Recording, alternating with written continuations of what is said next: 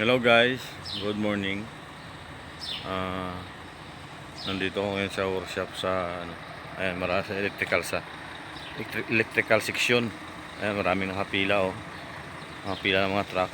Ang sira niyan, electrical, ilaw, palit ng ilaw, lagay ng bulb. Ayan.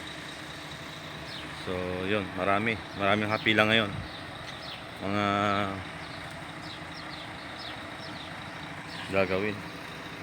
I-repair, palitan ng mga ilaw, ganyan. Ayan. So yung trailer ko anyan, no. Ayan yung trailer ko. Sira yung pinaka freezer niya sa loob. Hindi lumalamig na maayos. So yun. Tsaka yung body. Ayan.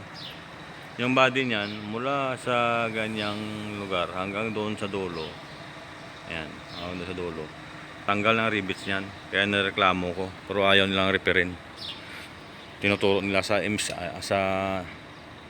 ibang kumpanya, ibang naggumawa nito ng trailer para doon repairin daw. So ang ginawa namin, tinalian na namin ng belt para hindi mabuwal. So ribes lang yan, ribes na sana yan eh. Kaso tamad yung gumagawa kasi maraming trabaho. Ewan ko kung anong gusto niyang trabaho na sasahuran sa ng kumpanya. Baka trabahong 2 minuto lang ang trabaho gusto niya siguro. Ayaw niya ng trabaho mahaba. Gusto niya madalian lang. So itong traktor ko, nasira din yung kanyang condenser. Hindi masyado lumalamig. Kaya ayan, binaba na. Ayan. Kapalit na ng bagong condenser. So yun. Sana mamayang hapon matapos to. Ayan. Tinanggal na doon sa medyo masilaw. Ayan. Tinanggal na sa loob. So yun. Tapos ito, pinalitan na rin ng oil seal kasi maraming tagas ng oil. Ayan. Sana matapos lahat ni Kabayan mamaya. Kasi si Kabayan lang mag-isa eh. Kaya sumusurrender din siya eh. Niya lahat ma-accommodate lahat ng trabaho. Kasi nga yung iba nagbahasyon. Siya lang mag-isa natira. Ayan.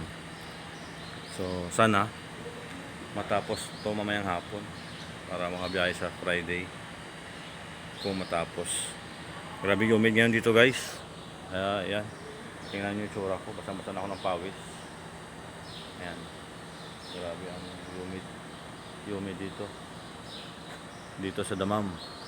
Maabot dito ng 59 ang init. Ngayon maaga pa lang. 6:31. So mga ganitong oras pinakamababa na init ito 38. So yan no, maraming nakapila na truck for repair, ilaw, aircon, ganyan. So yun lang guys, babus.